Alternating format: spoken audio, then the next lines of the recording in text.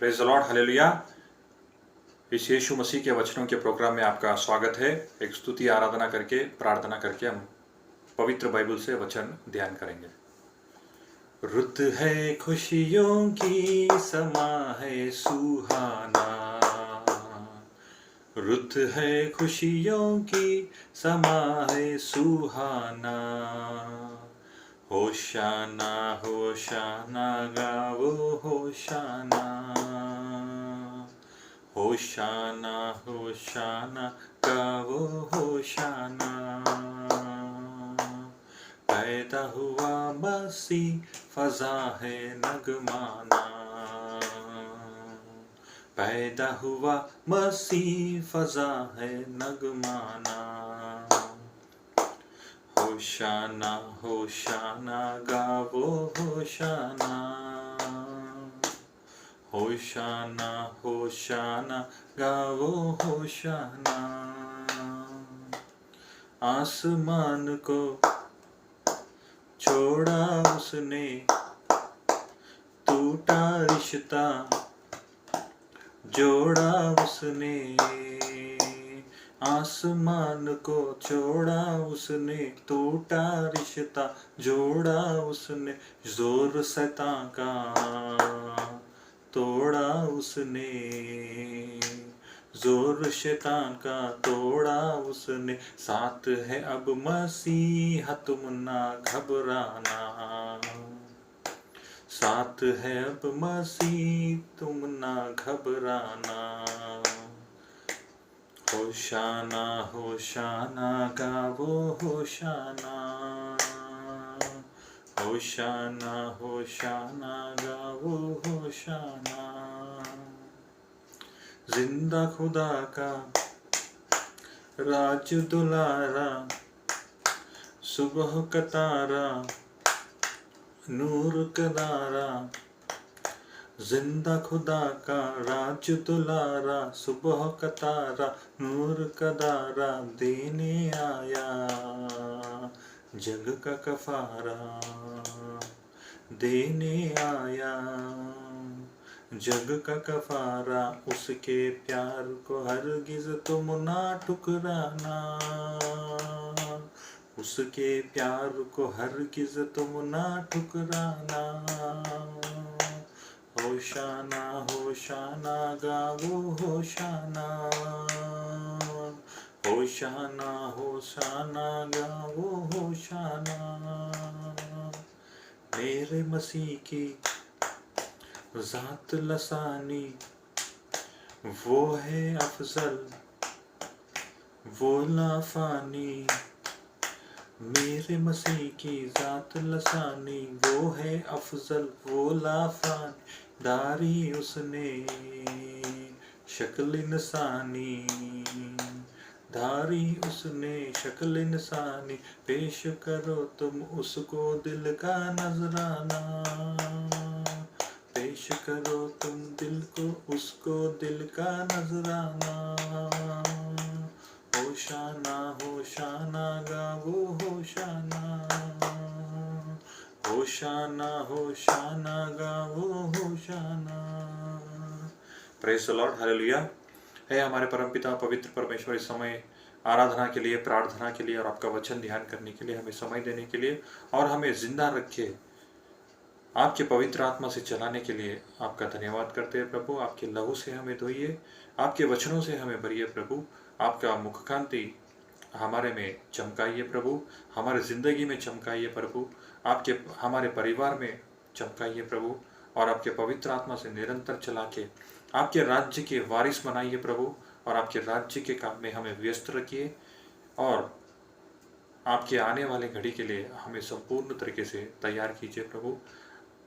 आप ही को महिमा घनता आराधना इबानी मिलना चाहिए प्रभु। हमें छोटी सी प्रार्थना यीशु मसीह के नाम से मांगते हैं प्रभु, आमीन आमीन आमीन। Praise the Lord. आप सब जिंदा है और अच्छे रहेंगे ये मानता हूँ मैं, क्योंकि जिंदा लोग ही प्रभु की स्तुति कर सकते हैं, आराधना कर सकते हैं, और प्रार्थना भी जिंदा लोग ही कर सकते हैं। और हमें प्रभु जिंदा किस लिए इस दुनिया में रखा है, ये सोच के हम उसे आराधना करना चाहिए और उसके नाम को महिमा लाना चाहिए। क्योंकि कई लोग हैं जो इस समय कब्र में जा चुके हैं और जाने वाले भी हैं।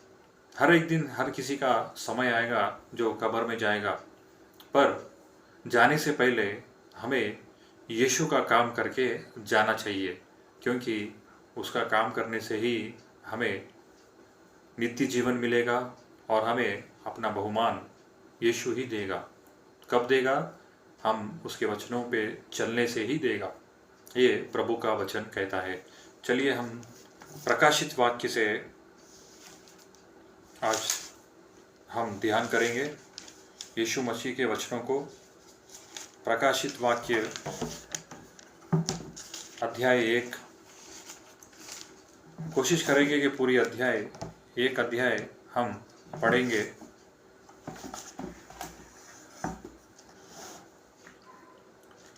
जो पहला वचन कहता है,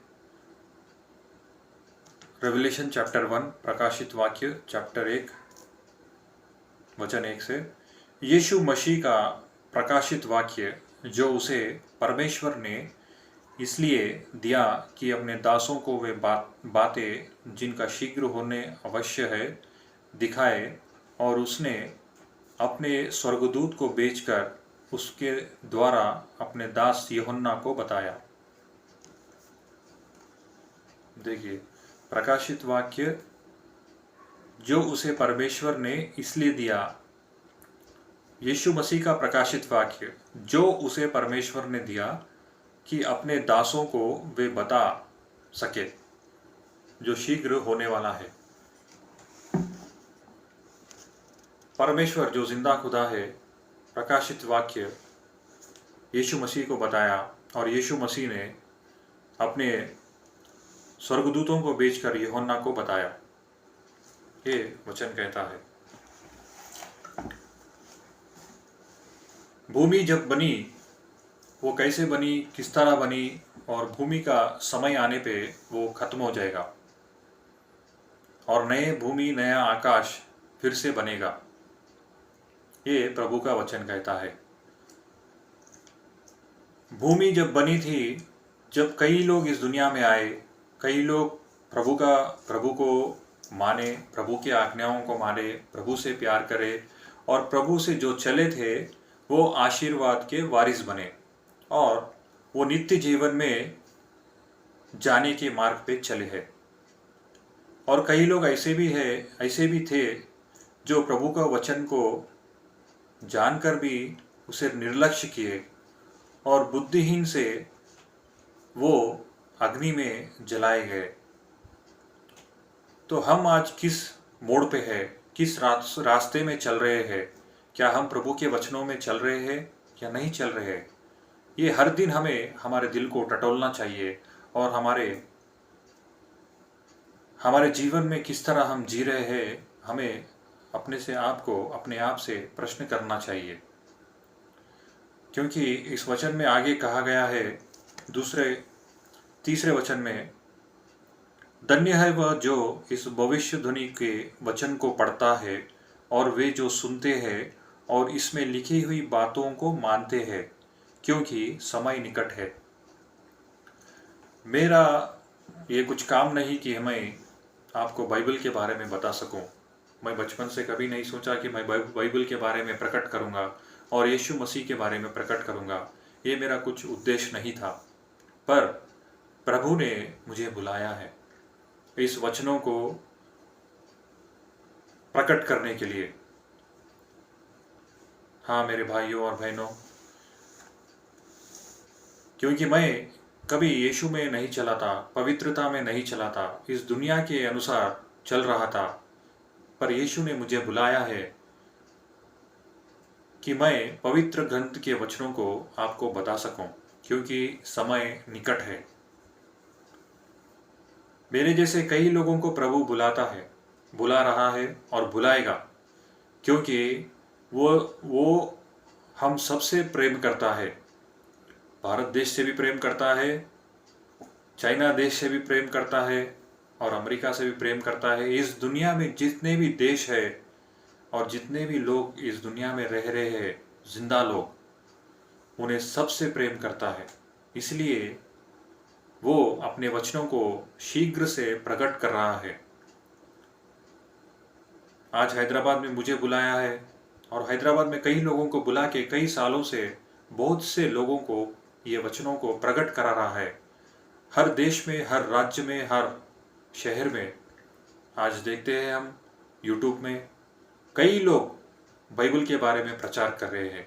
क्यों प्रचार कर रहे हैं? पहले इतना वचन प्रकट नहीं होता था, इतना प्रभु की महिमा नहीं होती थी, पर अभी समय निकट आ गया है कि हम प्रभु के वचनों को पढ़े और उसको समझे और उस पर चले, क्योंकि आने वाले दिन में प्रभु के साथ जो चल रहे हैं, पवित्रता से जो चल रहे हैं, वो सब लोग उसके साथ जाएंगे। यीशु मसीह हम सबका दूल्हा है और हम उसकी दुल्हन बने हैं। कलीसिया उसकी दुल्हन की तरह पवित्रता से जीने की मार्ग पे चलने के लिए हमें बोला गया है। जो भी यीशु को जानते हैं या जानने वाले हैं, उसे वो ले जाने के लिए शीघ्र ही आएगा। इसलिए यूहन्ना को कहा गया है कि ये लिख तू, जो मैं बताने वाला हूँ शीघ्र ही होने वाला है। वचन 4 से, यूहन्ना की ओर से आसिया की 7 कलीसियाओं के नाम, उसकी ओर से जो है और जो था और जो आने वाला है, और उन 7 आत्माओं की ओर से जो उसके सिंहासन के सामने है, और यीशु मसीह की ओर से जो विश्वास योग्य साक्षी और मरे हुओं में से जी उठने वालों के में पहिलोटा और पृथ्वी के राज्यों का हाकिम है, तुम्हें अनुग्रह और शांति मिलती रहे। देखिए, यीशु मसीह जो मुर्दों में से पहले जी उठने वाला है, वो हमें बता रहा है वह हमसे प्रेम रखता है और उसने अपने लहू के द्वारा हमें पापों से छुड़ाया है। उसके लहू से द्वारा हमें पापों से छुड़ाया है। बिना उसके लहू बहाए कोई भी पिता को नहीं देख सकता, कोई भी उसे समझ नहीं सकता। पहले पुराने निबंध में जो लोग थे, पाप करते थे, तो अपने याजक के पास जाके उसके अनुसार बकरों का, पक्षियों का या गाय बैलों का बलिदान देते थे। अपने पापों के अनुसार याजक बताता था कि किस तरह तुम्हें शुद्ध होना चाहिए। ये पुराने नियम में जो था वो खत्म हो चुका है। अभी नए वचन में हमें यीशु का लहू प्राप्त हुआ है, जो अति परिशुद्ध लहू है, जो सारे पापों से हमें मुक्ति देता है। वो लहू पाने से ही हम यीशु के साथ चल सकेंगे और परमपिता परमेश्वर से हम बातें कर सकेंगे। उसके बिना उसे लहू के धोने से हमारी प्रार्थना है उसके पास नहीं पहुंच सकती। ये वचन कहता है। आगे पढ़ेंगे। और हमें एक राज्य, वचन 6, और हमें एक राज्य और अपने पिता परमेश्वर के लिए याजक भी बना दिया। उसी की महिमा और पराक्रम युगानुग रहे। आमीन। देखो, वह बादलों के साथ आने वाला है और हर एक आंख उसे देखेगी, वरन जिन्होंने उसे भेदा था वे भी उसे देखेंगी, और पृथ्वी के सारे कुल उसके कारण छाती पीटेंगी। हाँ, आमीन। देखिए वचन 8, प्रभु परमेश्वर जो है और जो था और जो आने वाला है, जो सर्वशक्तिमान है, यह कहता है, मैं ही अल्फा और ओमेगा हूँ। जो यीशु को मारे थे, क्रूस पे उसे लटकाए थे, वो भी, उनकी आंखें भी देखेंगी कि प्रभु कैसे आएगा बादलों में। 2000 साल बीत चुके हैं, फिर वो लोग कैसे आएंगे, वो लोग कैसे देखेंगे, ये हमें प्रश्न आ सकता है। क्योंकि जब यीशु आएगा तो मुर्दों में से भी जो मुर्दे हैं वो भी उठेंगे। पुराने नियम में एक प्रवक्ता ऐसा भी था, एज़ेकियल, जिसने प्रभु के वचनों के अनुसार जो हड्डियां थी उसमें शरीर उत्पन्न हुआ और उसमें जीवन भी आई थी। तो प्रभु बोलने से मुर्दे भी उठ सकते हैं। प्रभु का जब समय आएगा मुर्दे भी उठ के उसे देखेंगे, क्योंकि वही अल्फा है और वही ओमेगा है।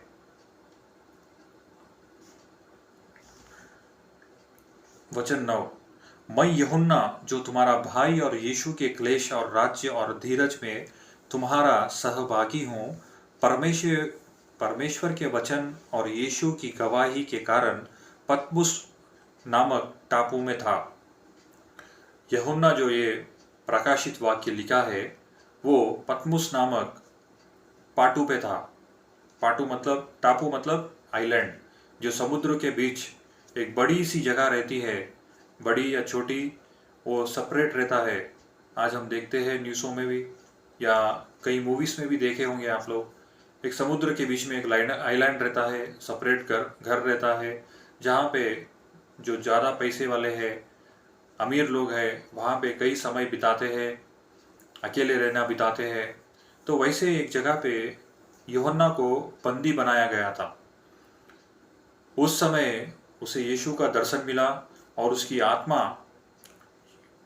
परलोक में जाके, स्वर्ग में जाके, किस तरह यीशु ने उसे बताया कि लिख ये वचनों को कि मेरे बच्चे जो इस धरती पे रहते हैं उन्हें सत्य के मार्ग पे चलने के लिए लिख कि मैं आने वाला हूँ। 2000 साल पहले जब यीशु आया था, नन्हा बालक से, मरियम के गर्भ से, वो इस समय जब दूसरा आने वाला घड़ी है यीशु का, वो एक नन्हे बालक का ना नहीं रहेगा। ये हमें समझना चाहिए कि यीशु पहले जैसा आया था इस समय वैसा ही आएगा नहीं।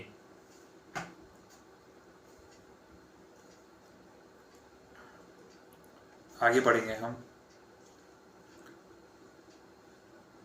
वचन 10, मैं प्रभु के दिन आत्मा में आ गया और अपने पीछे तुरही का सा बड़ा शब्द यह कहते सुना, जो कुछ तू देखता है उसे पुस्तक में लिखकर 7 कलीसियों के पास भेज दे, अर्थात इफिसुस और स्मुरना और पिरगमन और तियुतिरा और सरदीस और फिलदेल्फिया और लौदीकिया को। तब मैंने उसे जो मुझसे बोल रहा था देखने के लिए अपना मुंह फेरा और पीछे घूमकर मैंने सोने की 7 दिवटें देखी। देखिए, 7 कलीसियों के लिए यीशु ने हर एक पत्री लिखे है, हर एक पत्र लिखा है। हम आगे जानेंगे, समय जैसे जैसे हमें मिलेगा मैं आपसे बताता रहूँगा कि किस तरह यीशु ने इसे लिखा है। आपको समय मिलने पर आप पढ़िए कि यीशु ने क्या कहा है और हमें समझ के उसे कैसे चलना चाहिए, ये हमें देखेंगे। यीशु ने उसे 7 कलीसियों के लिए पुस्तक लिखी और यूहन्ना क्या देखता है, जब पीछे मुड़ के वो देखता है कि ये आवाज़ कहाँ से आ रही है, तो वो देखता है कि 7 दिवटे वो देखता है, सोने के 7 दिवटे देखता है और उन दिवटों के बीच में मनुष्य के पुत्र सदृश से एक पुरुष को देखा, जो पांवों तक का वस्त्र पहने और छाती पर सोने का पटुका बांधे हुए था। उसके सिर और बाल श्वेत उन वर्ण पाले के समान उज्जवल थे और उसकी आंखें आग की ज्वाला के समान थी। उसके पांव उत्तम पीतल के समान थे, जो मानो भट्टी में तपाया गया हो, और उसका शब्द बहुत जल के शब्द के समान था। ये यीशु का असली रूप है। आत्मा में जब हम यीशु को देखेंगे तो समझ सकेंगे कि यूहन्ना किसको देखा है, जिसकी आंख आग के समान, आंखें आग की ज्वाला के समान थी और उसका सिर और बाल श्वेत उज्वाले के समान था, जो इतना उजाला रहता है, जो बर्फ के उज्याले सफेद के रंग के जैसा उसका सिर और बाल था। और पांव को देखेंगे पीतल के समान थे, जैसे मानो भट्टी में तपाया गया हो, ऐसे उसके पैर थे। वह अपने दाहिने हाथ में 7 तारे लिए हुए था और उसके मुख से तेज दोधारी तलवार निकलती थी। उसका मुंह ऐसा प्रज्वलित था जैसा सूर्य कड़ी धूप के समय चमकता था। देखिए, उसका मुंह सूर्य की कड़ी धूप के समय चमकता था। ऐसी चमक को क्या हम देख सकेंगे? यीशु का रूप को देखना अगर आपकी चाहत है तो आप देख सकते हैं। अपना हृदय पवित्र रहना चाहिए, अपनी सोच पवित्र है, तो हम यीशु को जैसे यूहन्ना ने देखा था वैसा हम भी देख सकते हैं।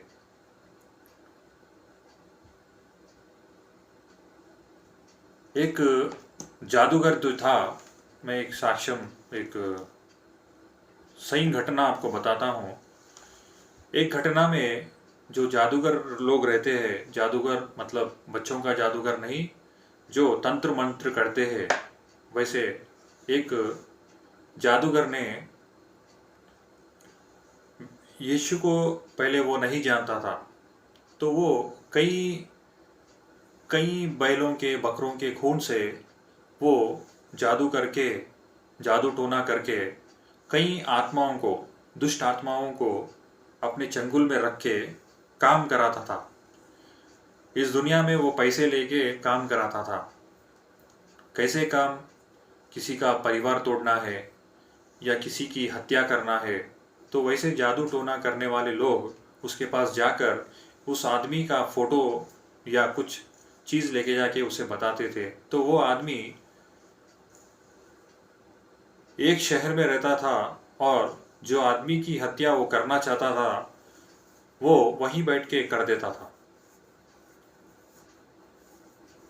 वो कैसे करता था उसका एक वीडियो भी मेरे पास है, वो मैं आपको कभी शेयर करूँगा। तो ऐसे दुष्ट आत्माओं को लोग अपने ज़रूरत के लिए इस्तेमाल करते हैं। वैसे करने वाला, जादू टोना करने वाला व्यक्ति एक दिन सब आत्माओं को, इस दुनिया में जो देवता या देवी कहलाते हैं, उन्हें सबको बुलाया था। अब मैं उनका नाम नहीं लेना चाहता। आप सब जानते हैं भारत देश में कितने देवती देवताएं हैं। उन्हें सबको बुला के बातें कर रहा था और वैसे ही यीशु को बुलाने लगा। यीशु को बहुत समय से बुलाने से वो आया नहीं, मगर बहुत देर से बुलाने से यीशु प्रकट हुआ। यीशु को प्रकट होने से वो उसका स्वर सुना, पहले उसका आवाज़ सुना, यीशु का आवाज़ सुना।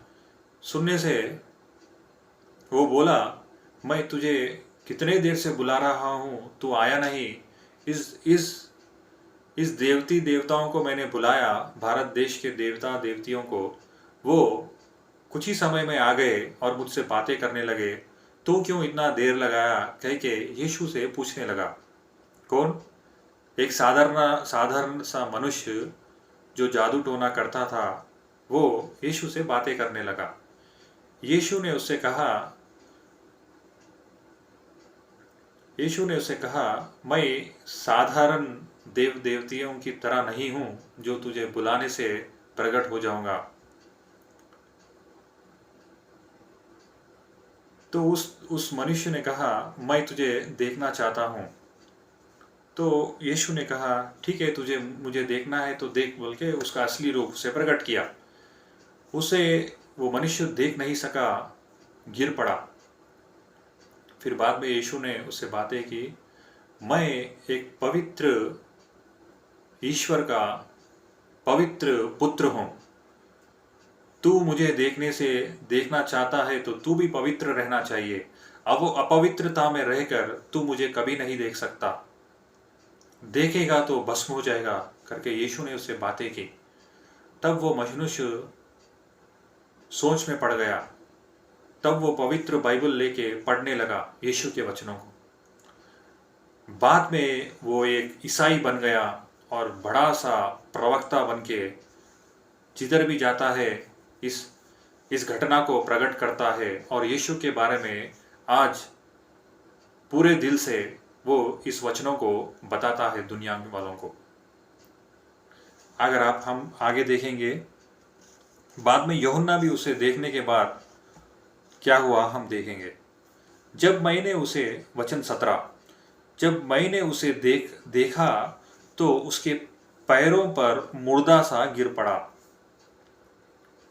जब प्रभु को हम देखते हैं, पहली बार स्वर्गदूत को देखते हैं तो हम घबरा जाते हैं, और ऐसे ही यूहन्ना भी उसे देखकर, यीशु को देखकर मुर्दा सा पड़ गया, गिर पड़ा। उसने मुझ पर अपना दाहिना हाथ रखकर कहा, मत डर, मैं प्रथम और अंतिम और जीवित हूँ। मैं मर गया था और अब देख मैं युगानुयुग जीवित हूँ, और मृत्यु और अधोलोक की कुंजियाँ मेरे ही पास है। प्रभु ने कहा उसे, उसके ऊपर हाथ रखा प्रभु ने।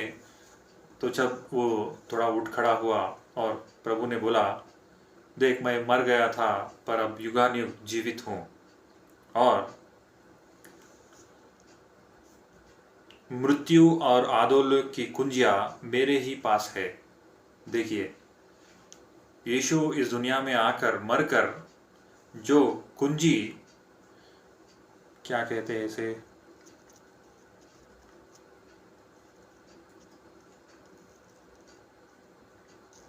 कुंजिया मेरे ही पास है। मृत्यु और अधोलोक की कुंजिया यीशु के पास है। ये कुंजिया यीशु के पास कैसे आई?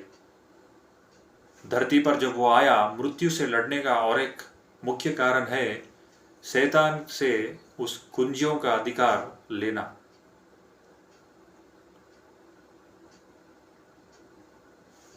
मृत्यु और अधोलोक की कुंजिया जो यीशु के पास है, वही खोल सकता है और बंद भी कर सकता है। मृत्यु और अधोलोक, इंग्लिश में कहा गया है डेथ एंड हेड्स। यीशु को हम क्यों मानते हैं? क्योंकि हम नरक में नहीं जाना चाहते, इसलिए हम उसे हमारा रक्षक मानते हैं। यीशु को हम रक्षक क्यों मानते हैं? ईसाई रक्षक मानते हैं इसलिए कि वो परम पिता परमेश्वर का पुत्र है, और उसके मार्ग पे चलने से ही हमें नित्य जीवन मिलेगा और स्वर्ग मिलेगा। ये भरोसा ईसाइयों का है, क्रिश्चियंस का है। जो नहीं मानते यीशु को, वो मृत्यु लोक में जाएंगे, अंधकार में जाएंगे, क्योंकि चाबी तो यीशु मसीह के पास है। इस दुनिया में कई लोग कह सकते हैं कि चाबी मेरे पास भी है, कल के दिन कोई और आके कह सकता है मृत्यु और अधोलोक की चाबी मेरे पास भी है। तो उस व्यक्ति की जांच परख आप करना चाहिए कि वो किसका पुत्र है, वो कहाँ से आया है, अभी किधर है, किससे बातें कर रहा है, उसका प्रूफ क्या है। ऐसे कई लोग आए गए, आ रहे हैं, आएंगे, आने वाले हैं, ये वचन में भी कहा गया है। वो सारे लोग झूठे हैं, उनका बुनियाद कुछ भी नहीं है। आज थोड़ा जादू करेंगे, तमाशा करेंगे और लोगों को भटकाने के लिए वो आएंगे। वो कहाँ से आएंगे? शैतान की तरह से आएंगे, क्योंकि शैतान का राज्य अधोलोक में है, अंधकार में है। वो नहीं चाहता कि आप और मैं प्रभु यीशु के पास नित्य जीवन में जाए, इसीलिए वो अंधकार में चलाने के लिए, वो भटकाने के लिए हमारे पास कहीं ना कहीं आते रहता है और जाते रहता है। इसलिए हम वचनों को पढ़ते हैं, वचनों को ध्यान करते हैं, वचनों के अनुसार हम हमारा जीवन और हमारा घर बनाने की कोशिश करते हैं। ये ईसाइयों का विश्वास है। तो ये चाबी यीशु मसीह के पास है, हमारे प्रभु के पास है। ये अधिकार ये हमें भी दिया गया है। पतरस से जब यीशु मसीह बात करते हैं तो कहते हैं, तू जो इस धरती पर बांधेगा वो आकाश में, स्वर्ग में भी बांधा जाएगा। तू जो इस धरती पर खोलेगा वो आकाश या स्वर्ग में खोला जाएगा। ये अधिकार आपको और हमें, जो सर्वाधिकारी है यीशु मसीह, वो अधिकार हमें भी दिया गया है। यीशु चाहता है कि आप और मैं उससे अधिक काम इस दुनिया में करें। उसने इस दुनिया में जब चला था, वो अंधों को आंखें दिया, गूंगों को कान दिया, मुंह जिसको नहीं है, जबान नहीं है, उसे बातें दिया। ये नहीं कि आप सही में जाके जो अंधे हैं उन्हें आंखों का सही रोशनी दे, ये भी आप कर सकते हैं। पर इससे मुख्य काम है, जो वचनों को नहीं जानते उसे रास्ता दिखाए। जो पवित्र वचन बोल नहीं सकते उन्हें यीशु का वचन उनके जबान पे लाए। जो कान यीशु को नहीं सुने या सुन के बंद है, उसे सुनाने के लिए यीशु का वचन जरूरी है। और जो जिंदा होकर भी कई लोग मुर्दे बन के घूम रहे हैं, खा रहे हैं, पी रहे हैं, नहा रहे हैं, नौकरी को जा रहे हैं, वो जीवित रह के भी मुर्दों के समान है। वैसे मुर्दों को जिंदा मुर्दे कह सकते हैं आप एक तरफ से।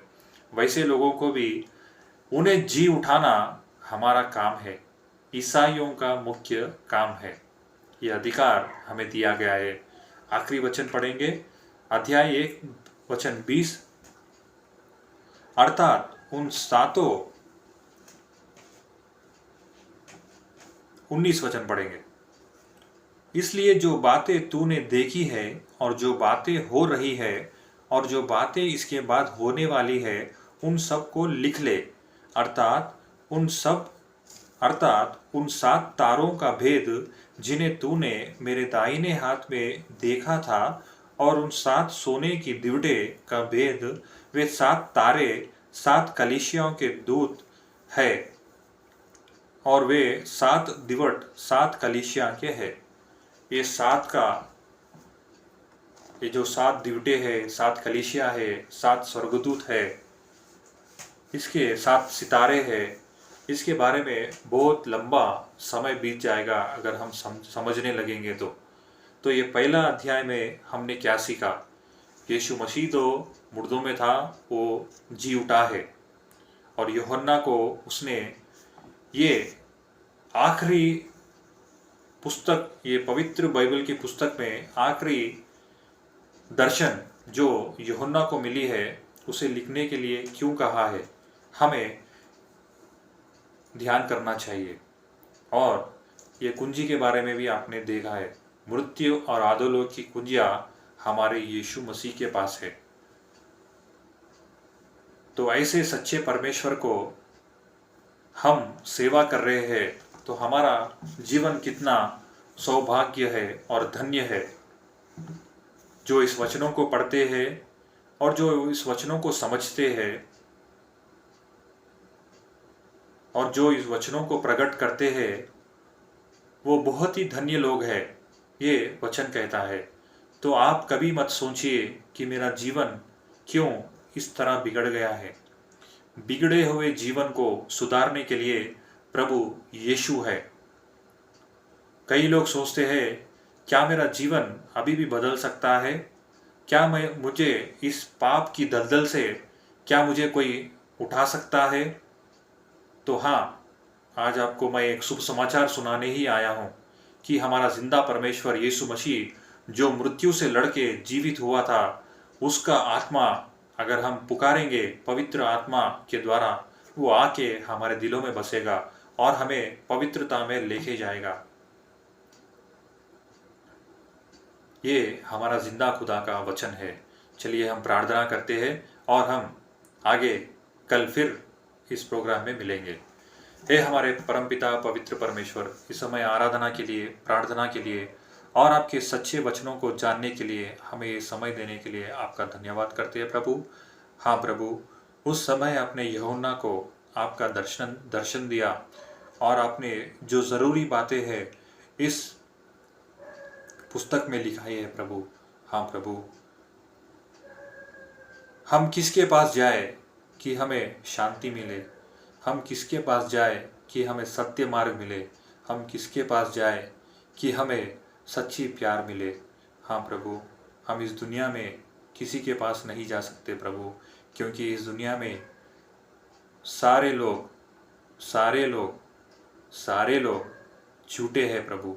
हाँ प्रभु, इसलिए आपने कहा है, मैं ही मार्ग हूँ, सत्य हूँ और जीवन हूँ, और मेरे बिना पिता के पास कोई भी नहीं आ सकता। मैं ही वो द्वार हूँ जो सच्चे मार्ग पे चला सकता हूँ। हाँ प्रभु, आपके मार्ग पे आपके बच्चे आना चाहते हैं प्रभु, आपसे बातें करना चाहते हैं प्रभु, आपके संग चलना चाहते हैं प्रभु, आपके अधिकार को पाना चाहते हैं प्रभु, आपकी रोशनी को वो पाना चाहते हैं प्रभु। इस समय जो भी इस आवाज़ को सुन रहे हैं प्रभु, उन्हें अभी चंगा कीजिए, आपके लहू से उन्हें धोइए, आपके वचनों से उन्हें भरिए प्रभु, आपके अग्नि अभिषेक से भर के आपके पवित्र आत्मा से उन्हें चलाइए प्रभु, कि वो आपके राज्य के वारिस बन सके और शांति समाधान से इस दुनिया में जी सके और आपसे भी अधिक काम इस दुनिया में कर सके और आपके राज्य के लिए दौड़ सके प्रभु, और आपके नाम को महिमा, घनता, आराधना युगानुग ला सके प्रभु, और आपके आने वाले घड़ी के लिए संपूर्ण तरीके से पवित्रता से, पवित्र आत्मा से चलने की कृपा हम सबको दीजिए प्रभु। और इस समय हमें जीवित रखने के लिए आपका धन्यवाद करते हैं प्रभु। हाँ प्रभु, एक छोटी सी प्रार्थना हम यीशु मसीह के नाम से, पवित्र नाम से हम मांगते हैं प्रभु। आमीन, आमीन, आमीन। Praise the lord, hallelujah. आपको अगर प्रार्थना की आवश्यकता है तो हमें कभी भी फ़ोन कर सकते हैं। फ़ोन नंबर है 8977194661, 8977194661। आप प्रार्थना में समय बिताइए, प्रभु की स्तुति आराधना करिए और वचनों को निरंतर ध्यान करिए, क्योंकि समय बहुत निकट है कि प्रभु आने वाला है, हमें उसके राज्य में लेके जाएगा। तो उस राज्य में जाने के लिए हमें पवित्र वचनों को ध्यान करना ज़रूरी है। और मुख्य से, अगर आप किसी को क्षमा नहीं कर सके तो उसे क्षमा कीजिए, क्योंकि जब आप दूसरों को क्षमा करेंगे तो हमारे पिता क्षमा करेंगे। जब दूसरों के पाप को आप क्षमा करेंगे तो हमारे पापों को भी वो क्षमा करेगा। और दूसरों से आप प्यार कीजिए, क्योंकि हमारा प्रभु हमें हमारे शत्रुओं से भी प्यार करने का हृदय दिया है। वो हृदय पाने के लिए आप यीशु से मांगिए, वो दिल, वो हृदय आपको देगा। और प्रार्थना में अच्छा रहिए, बलवंत रहिए, और हमारे लिए भी आप प्रार्थना कीजिए। और भारत में हमारे यीशु मसीह का राज्य आने के लिए आप प्रार्थना कीजिए। भारत देश में ही नहीं पर सारे देशों में यीशु का राज निरंतर आने वाला है। वो उसके लिए आप निरंतर प्रार्थना करिए कि हर एक इंसान को अच्छी रोटी मिले, कपड़ा मिले और प्रभु का आशीष मिले। यूहन्ना जब इस धरती पे चला, बपतिस्मा देने वाला यूहन्ना, उसने कहा था, अगर आपके पास 2 कपड़े हैं तो एक जिसके पास कपड़ा नहीं है उसे कपड़ा दीजिए। हमारे प्रभु ने भी कहा, यीशु ने कहा, जब मैं नंगा था तो आपने मुझे कपड़े दिए। तो कई लोग ने कहा, कब प्रभु आपने मुझे मांगा है कपड़ा? जब मैं भूखा था आपने मुझे भोजन दिया, जब मैं बंदी गृह में था आप लोग आके मुझसे बातें की। हाँ, कई लोग सोच सकते हैं कि प्रभु हमें कहीं क्यों नहीं दिखा देता। यीशु मसीह हर एक मनुष्य में है। ये हमें देखने की आंख प्रभु देगा। हर एक व्यक्ति से आप प्यार कीजिए तो आपको समझ में आएगा कि हाँ, इसे यीशु मसीह ने बनाया है उसके स्वयं रूप में। प्रभु ने हमें किसी जानवर या भेड़ बकरी के रूप में नहीं बनाया। प्रभु ने स्वयं अपने ही रूप में इंसान को बनाया है। हर एक इंसान को, हर एक मनुष्य को उसने अपने रूप में ही बनाया है। इसलिए हमें आज्ञा दी गई है कि एक दूसरे से प्यार करो, प्रेम करो, सच्ची प्रेम करो। तो आपके निकट कोई बिना कपड़े के है तो उसे सहायता कीजिए, कोई भूखा है उसे सहायता कीजिए, कोई दुखी है तो उसे प्यार बड़े बातें कीजिए और मदद कीजिए। और मुख्य से आप प्रार्थना भी करिए और एक दूसरे को प्रेम भी करिए। इतना समय हमें देने के लिए प्रभु का धन्यवाद। Praise the lord, hallelujah.